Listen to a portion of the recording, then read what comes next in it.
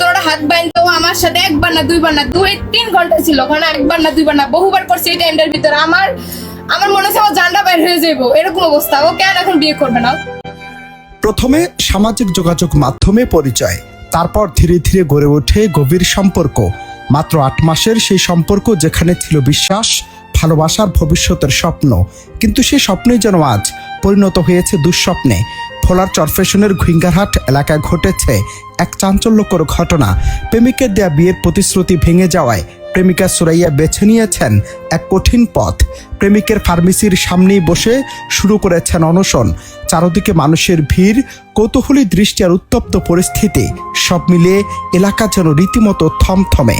মানে ওর কাছে আমার ভালো লাগে এইসব আস্তে, মানে প্রথম যেভাবে সব সম্পর্ক হয় ওভাবে হয়েছিল। প্রায় বলছিলাম কি বিয়ের বয়সে প্রেমের প্রস্তাব দিয়ে লজ্জা দিবেন না, আমি ওর এই কথাটা বলছিলাম। ও বলতেছে রিলেশন করি আমরা, আমি বলছিলাম রিলেশন আমি করবো না, বিয়ে করলে আমি রাজি। জানা গেছে সামাজিক মাধ্যম থেকে শুরু হয়েছিল সুমন ও সুরাইয়ার পরিচয়। এরপর ঘনিষ্ঠতা বাড়তে থাকে, দেখা সাক্ষাৎ, একসঙ্গে সময় কাটানো, সবকিছু এগোতে থাকে দ্রুত গতিতে। কখনো হোটেলে, কখনো নির্জন স্থানে তাদের সম্পর্ক গড়ায় শারীরিক ঘনিষ্ঠতায়।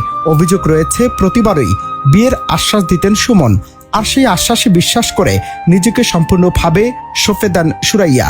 কিন্তু হঠাৎ করে বদলে যায় সুমনের আচরণ, যোগাযোগ কমিয়ে দেন, এমনকি বিয়ের বিষয়টি এড়িয়ে যেতে থাকেন।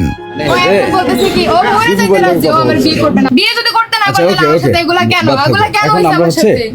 এমন পরিস্থিতিতে ভেঙে না পড়ে, বরং প্রতিবাদে নামেন সুরাইয়া। নিজের অধিকার আদায়ের লক্ষ্যে তিনি সরাসরি চলে আসেন সুমনের ফার্মেসিতে। সেখানে বসে শুরু করেন অনশন। দাবি একটাই, বিয়ে করতে হবে। স্থানীয়দের মতে বিষয়টি মুহূর্তে ছড়িয়ে পড়ে এলাকায়। উৎসুক জনতা ভিড় জমায়, কেউ সহানুভূতি দেখায়, কেউ আবার প্রশ্ন তোলে সম্পর্কের নৈতিকতা নিয়ে। আমার দাবি ও এই মুহূর্তে আমারে বিয়ে করবে। এখন ও আমার সাথে এগুলো করছে না, ও আমারে বিয়ে করবে। ও আমারে খারাপ বলতেছে, ও আমার মতো আরো 4-5টা মেয়ের সাথে একই কাহিনী করছে, একই কাহিনী। কারণ আমার ইজ্জত আর নাই, আমার ইজ্জত ওর হাতে। আমার রাজনীতির হুমকি দেয়, মিজান ভাই আমার বংশ শেষ করে দিব। এই ঘটনাটি শুধু একটি প্রেমের সম্পর্কের ভাঙন নয়, বরং সামাজিক বাস্তবতার এক কঠিন প্রতিচ্ছবি।